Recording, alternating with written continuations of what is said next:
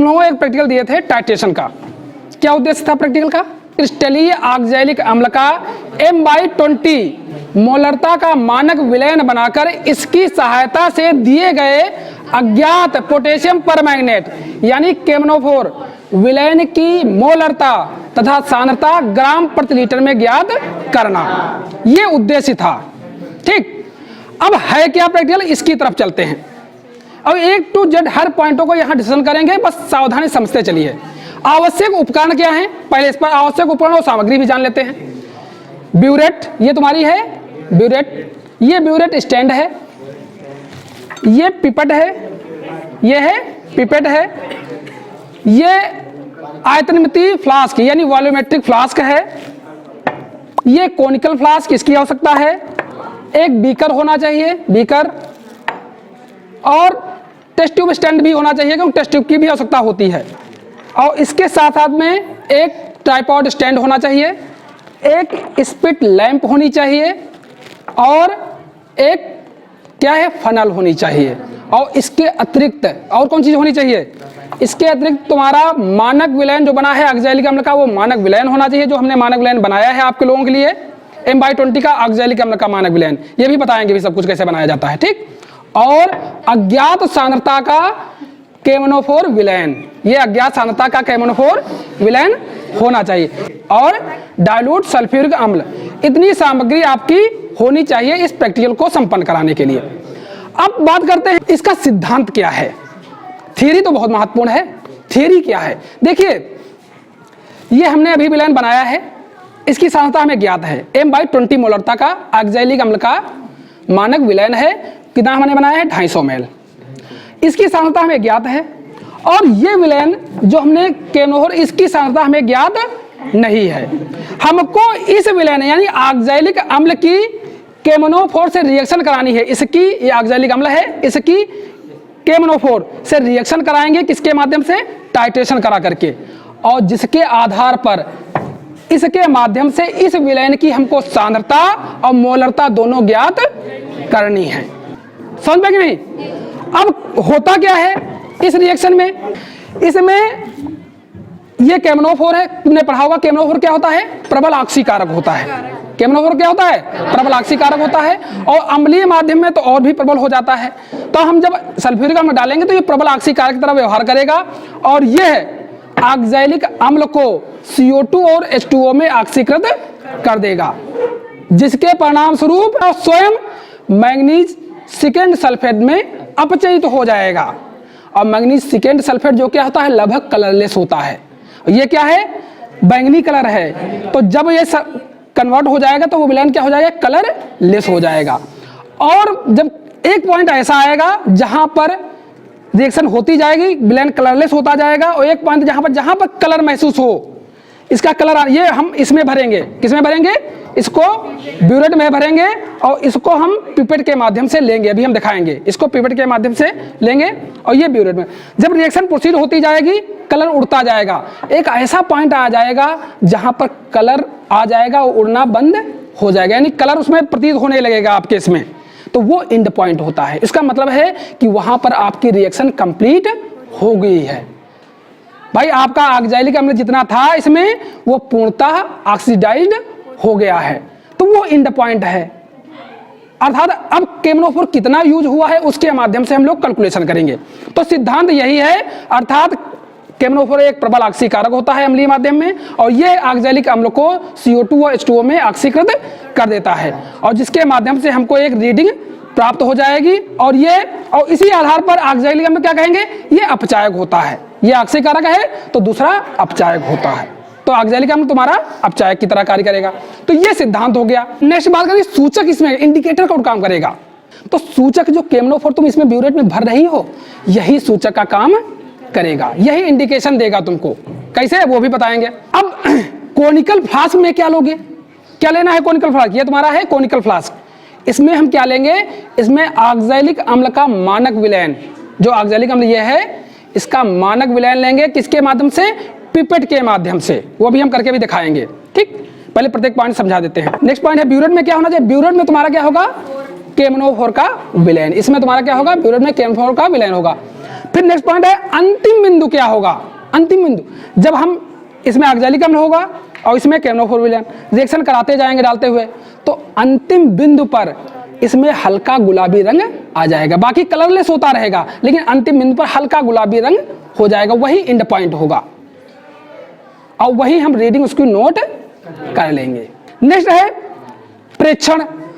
तो प्रेक्षण के में बात करते हैं कि पहले आप तौल के लिए प्रेक्षण, तौलने के लिए अर्थात ऑक्सैलिक अम्ल का मानक विलयन कैसे बनाएंगे, तो इसके लिए पहले गणना करनी होगी। भाई ये पहले तो है कि ये आप कैसे बनाओगे ऑक्सैलिक अम्ल का मानक विलयन। इसके लिए तुमको एक कैलकुलेशन यहाँ पर देखिए पीछे दी हुई है कॉपी में तुम्हारे, इसके माध्यम से आप कैलकुलेशन करोगे तो W बराबर कितना निकल रहा है 1.575 ग्राम क्रिस्टलीय ऑक्सैलिक अम्ल को तुमको 250 ml जल में घोलना होगा। तो ये 250 ml है 250 ml, अर्थात हमने ऑक्सैलिक अम्ल कितना लिया है 1.575 ग्राम ऑक्सैलिक अम्ल को 250 ml जल में हमने घोल करके मानक विलयन बना लिया है। ये हमने मानक विलयन बनाया है किसके माध्यम से, रासायनिक तुला से हमने उसको तौला है, तौल करके इसमें हमने 1.575 ग्राम इसमें डिजॉल्व किया है 250 ग्राम जल में। तो ये तुम्हारा हो गया तौल के लिए प्रेक्षण। अब बात करते हैं कि टाइट्रेशन के लिए प्रेक्षण क्या है। टाइट्रेशन जब करोगे तो एक टेबल बनानी चाहिए तुमको, और टेबल कौन होती है, ये देखो अणुमापन के लिए प्रेक्षण। इसमें 4 पॉइंट होते हैं। पहला पॉइंट है ऑक्सैलिक अम्ल के मानक विलयन का आयतन पिपेट द्वारा, इसे कहते हैं V1। ऑक्सैलिक अम्ल का जो विलयन हम लेंगे, ये वाला ऑक्सैलिक अम्ल का जो विलयन लेंगे हम किसके माध्यम से लेंगे, पिपेट के माध्यम से लेंगे। हाँ, पिपेट से हम प्लाट 20 ml की पिपेट का प्रयोग कर रहे हैं, अभी हम लेंगे दिखाएंगे तुमको, ठीक। तो ये तुम्हारा हो जाएगा V1 कहलाएगा, ठीक। कॉलम जो 4 कॉलम है, दूसरा कॉलम क्या है, केमनोफोर विलयन से भरे ब्यूरेट का पाठ्यांक। हम ये पाठ्यांक का मूल्यांकन करेंगे। इसके 2 पॉइंट हैं, पहला है प्रारंभिक पाठ्यांक जिसे फर्स्ट कहा गया है, दूसरा है अंतिम पाठ्यांक, ठीक, जिसे सेकंड बताए हैं। तो पहला पाठ्यांक की मतलब है 0, हम यहाँ पर मोस्टली 0 ले लेंगे। पहला पाठ्यांक क्या हो जाएगा 0, और अंतिम पाठ्यांक कितना होगा, जितनी आ जाए रीडिंग वो अंतिम पाठ्यांक कहलाएगी। तो इस प्रकार हमको रीडिंग लेनी है। और नेक्स्ट का है केमनोफोर का प्रयुक्त आयतन। तो हम इसको सेकेंड से फर्स्ट को घटा देंगे, जो वैल्यू आएगी वही हम उसको लिख लेंगे, ठीक। और चौथे में क्या है, केमनोफोर का सुसंगत आयतन, जिसे हम कहते हैं V2, जिसे कहेंगे V2। और ये कौन रीडिंग होगी, जो ध्यान दीजिए ये रीडिंग महत्वपूर्ण है, आपको मिनिमम 3 बार टाइट्रेशन करना होगा, मिनिमम 3 बार, जिसमें कम से कम 2 या अधिकतम रीडिंग समान होनी चाहिए और ज्यादा वेरिएशन नहीं होना चाहिए। और अगर सभी रीडिंग समान नहीं आ रही हैं तो उस कंडीशन में इन सभी रीडिंगों का एवरेज जो रीडिंग होती है वो V2 सुसंगत आयतन की रीडिंग मानी जाती है। मोस्टली तरीका तो ये है कि आप मिनिमम 3 रीडिंग होगी, जिसमें अधिकतम रीडिंग आपकी समान हो, या तीनों रीडिंग समान हो, या मिनिमम 2 रीडिंग तो समान होनी चाहिए। तो वही जो रीडिंग समान होगी हम उसे कहेंगे सुसंगत आयतन V2। ये केमनोफोर का सुसंगत आयतन हो जाएगा। अब पहले इतना कर लेते हैं, फिर आगे चलते हैं, समझाते हैं, ठीक। चलिए अब शुरुआत करते हैं। इसको क्या करना होता है, अब टाइट्रेशन करेंगे कैसे। इसमें मान लीजिए हमने पानी से धुला है, क्योंकि इन्हें केमनोफोर भरा जाता है इसमें, इसलिए हम इसे केमनोफोर से ही एक बार वॉश करेंगे। तो पहले हम केमनोफोर निकाल लेते हैं। तरीका देखिए प्रत्येक चीज को करने का तरीका। ये हमने केमनोफोर, एक बीकर में आप केमनोफोर ले लीजिए, क्योंकि इसमें केमनोफोर भरा जाता है, इसमें पानी बूंदें हैं, अगर हम इसमें डाल देंगे तो पानी बूंद के कारण उसकी सांद्रता कम हो जाएगी। भाई कुछ तो पानी है तो रीडिंग गड़बड़ हो सकती है, इसलिए हम क्या करेंगे कि इसको एक बार केमनोफोर से वॉश कर देंगे। देखिए इसमें थोड़ा केमनोफोर डालेंगे और इसको बंद करके ऐसे वॉश कर लो, जिससे इसकी दीवारों पर सबको केमनोफोर लग जाएगा। पानी तुम्हारा इसका जो है क्या हो जाएगा, चला जाएगा थोड़ा, क्योंकि पानी से सांद्रता कम हो जाती है, इससे टाइट्रेशन में गड़बड़ी आ जाती है। इसलिए आप इसको अच्छे से वॉश कर लीजिए और इसको फेंक दीजिए। इससे क्या है कि अब पानी तो हट गया, पानी का इस्तेमाल केमनोफोर ही हमको भरना भी है, तो ये तुम्हारा आराम से काम आ जाएगा। ये लग गया। अब दूसरा तुम्हारा मान लो पिपेट तुमने वॉश किया है, अब इसमें हमको ऑक्सैलिक अम्ल लिया जाता है, तो इसे भी वॉश होना चाहिए। देखिए पानी बूंदे इसमें धुली है, तो पानी बूंदे हैं, इसकी भी सांद्रता डिसबैलेंस हो सकती है। तो इसको क्या करेंगे, एक हाँ दूसरा बीकर है मेरे पास, ठीक, इसको हम इसमें ऑक्सैलिक अम्ल ले रहे हैं, इसमें हम ऑक्सैलिक अम्ल हमने ले लिया है, ये देखिए, ये सब कितना भी ले लो, और इसको एक बार इससे वाश कर दीजिए ऑक्सैलिक अम्ल, क्योंकि इससे में ऑक्सैलिक अम्ल हम लेते हैं, तो कैसे भी डाल दीजिए या सक कर लीजिए मुंह से भी, अभी हम सक करना दिखाएंगे। या देखिए, ये देखा ऑक्सैलिक अम्ल आ गया, ठीक, इसको ऐसे आप कोशिश करो कि अच्छे से धुल जाए, ठीक, और इसको फेंक दीजिए ऐसे, ये तो टाइटेशन। अब ये भी तुम्हारा वाश हो गया, समझ गया कि नहीं। इसको केमनोफोर से वाश किया जाता है और इसको ऑक्सैलिक अम्ल से वाश करेंगे, ठीक, ऑक्सैलिक अम्ल से वाश कर लिया। अब क्या है, क्या करना है, अब आ जाओ, क्योंकि रिएक्शन लगभग इजली से 50 से 60 डिग्री सेंटीग्रेड पर होती है, तो इसके लिए हमको थोड़ा हीट करना पड़ेगा। तो इसके नीचे हम ट्राइपॉड स्टैंड लगेंगे और ट्राइपॉड स्टैंड के नीचे स्पिट लैंप का प्रयोग करेंगे, ये देखिए, और इस पर कॉनिकल फ्लास्क कहाँ है, ये कॉनिकल। अब देखिए हमको करना क्या है, पहले हम इसमें इसको भरते हैं, चलिए हम इससे भरते हैं, पहले इसको भरते हैं।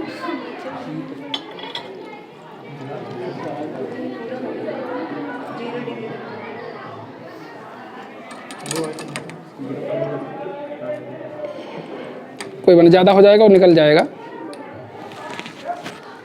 ये सब बड़ी केयरफुली रखनी होती है, क्योंकि ये एक ड्रॉप भी उसमें गड़बड़ करती है। अब हम एक्सेस का जितना भी है वो आराम से इसी में निकाल लेते हैं, और ध्यान दीजिए ये आपकी निपिंग कंप्लीट होनी चाहिए, ये कंप्लीट, इसका फ्लो कंप्लीट होना चाहिए।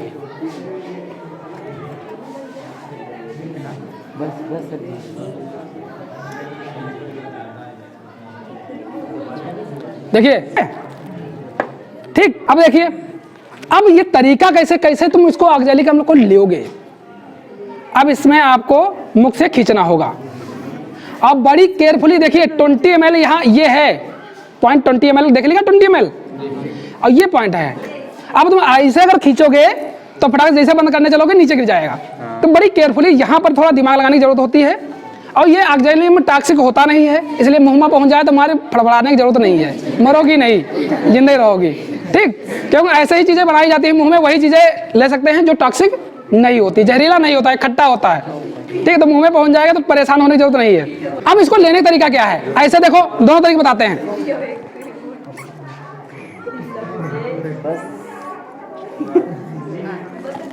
देखो हमने जैसे पकड़ा तैसे नीचे चला गया, अर्थात ये तरीका सही नहीं है। आपको कंप्लीटली वर्टिकल करके इसको नहीं लेना है, हमने वर्टिकल रखा, आप थोड़ा हॉरिजॉन्टल वे में लीजिए, थोड़ा हॉरिजॉन्टल, क्षैतिज लोगे तो आपको ड्रॉपिंग, अब देखिए क्षैतिज जैसे लेते हैं।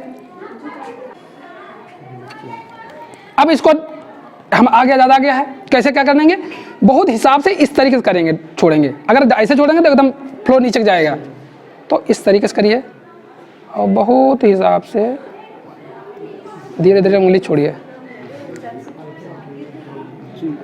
इसीलिए तो समय लगता है। इस प्रैक्टिकल में बड़ा मजा आता है करने में।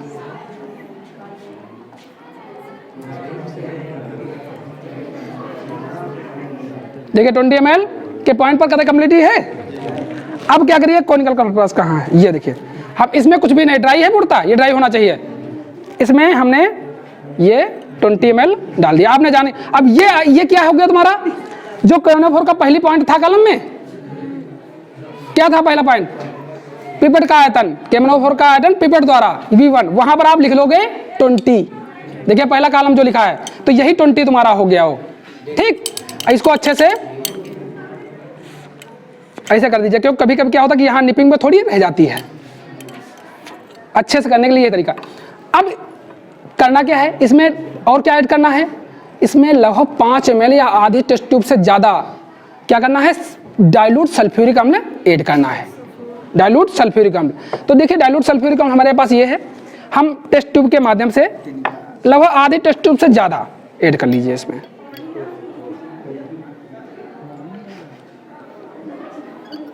आधी टेस्ट ट्यूब से ज़्यादा हमने ये सल्फ्यूरिक अम्ल, तन सल्फ्यूरिक अम्ल, डाइल्यूट सल्फ्यूरिक अम्ल ले लिया है, और इसको हमने इसमें डाल दिया, तुम्हें सामने सबको दिखा रहे हैं, ठीक, पड़ गया।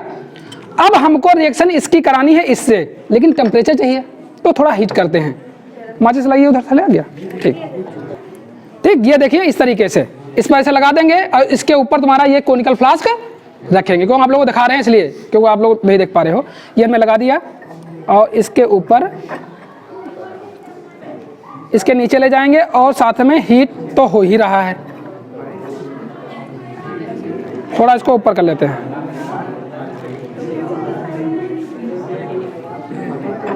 अब इसको हिलाते रहिए और जब थोड़ा गर्म हो जाए तो ड्रॉपिंग इसकी शुरू कर दीजिए। अभी थोड़ा हीट होने दो, इसका टेम्परेचर कितना हो जाए 50 से 60, थोड़ा वहाँ तक पहुँचे। अब देखिए यहाँ पर हम थोड़ा हल्के, और देखिए शुरुआत में थोड़ा तेज कर सकते हो, लेकिन कोशिश करिए स्लो ही रखिए। आपका कलर डिसअपीयर होता जाएगा, रिएक्शन जैसे होती जाएगी। अभी रुक जाओ, कलर आ रहा है, इसका मतलब हीट नहीं हो पाया है, अभी हीट नहीं हो पाया है। हीट जैसे हो जाएगा, डालते रहोगे एकदम कलर उड़ता जाएगा। ये हीट जो होने तो पहले देखिए, परेशान ना हो, दिखाते रहेंगे। थोड़ा हीट हो जाना, हीट हो जाएगा तो तत्काल अच्छा लगेगा।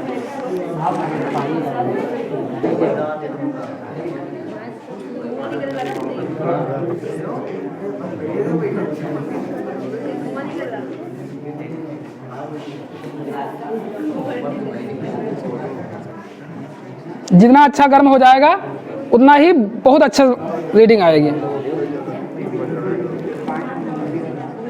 अब अगर तुम इसको छोड़ते भी रहोगे ना तो क्विकली रीडिंग तुम डिसअपीयर कलर होता जाएगा।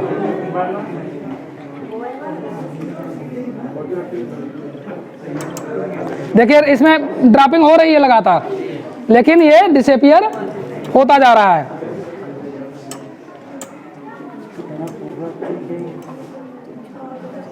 जितनी रिएक्शन टेम्परेचर बढ़ेगा उतनी जल्दी प्रोसीड हो जाएगा। देखो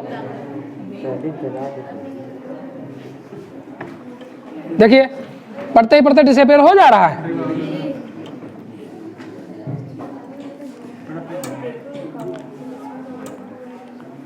और ये जैसे रीडिंग आ जाएगी वहां पर कलर जो है इसका उड़ेगा नहीं। हाँ वहां से जैसे इंड पॉइंट आ जाएगा वहां पर आपका गुलाबी कलर हल्का आ जाएगा। ये कलर जो उड़ जा रहा है, ये इसका मतलब क्या है? इसका मतलब ये है कि ऑक्सैलिक अम्ल को ये ऑक्सीकृत करता जा रहा है और ये स्वयं मैग्नीशियम सल्फेट में कन्वर्ट होता जा रहा है। एक समय ऐसा आ जाएगा पूर्णतः ऑक्सैलिक अम्ल ऑक्सीकृत हो जाएगा। तब ये क्या करेगा? तब वो तो जब ऑक्सीकृत हो गया मटेरियल तो स्वयं बच जाएगा, उसी का कलर आ जाता है इसमें। जब पूर्णतः ऑक्सैलिक अम्ल ऑक्सीकृत हो जाता है तब इसका कोई काम रह नहीं जाता है, अर्थात तब ये केमनोफोर के रूप में ही बच जाता है। देखिए अभी जितना भी पड़ रहा है इसका कलर डिसअपीयर होता जा रहा है। और ये तुम्हारा कितना पहुंच गया? 14, 14.5 हो गया है। और ये सब पहुंच गया। ये अभी भी कलर देखो, तुमको दिखा देते हैं एक बार। देखिए कंप्लीटली इतना चला गया, इतना कलरलेस हो गया। अभी कंटिन्यू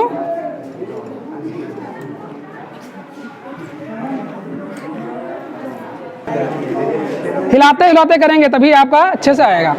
अब देखिए 17 के बाद बड़े होशियारी चल रहे हैं। ये पूर्णतः कलरलेस होता जा रहा है। देख रहे हो कलर हो रहा है, कहीं पर कलरलेस होता जा रहा है। और जैसे इंड पॉइंट आ जाएगा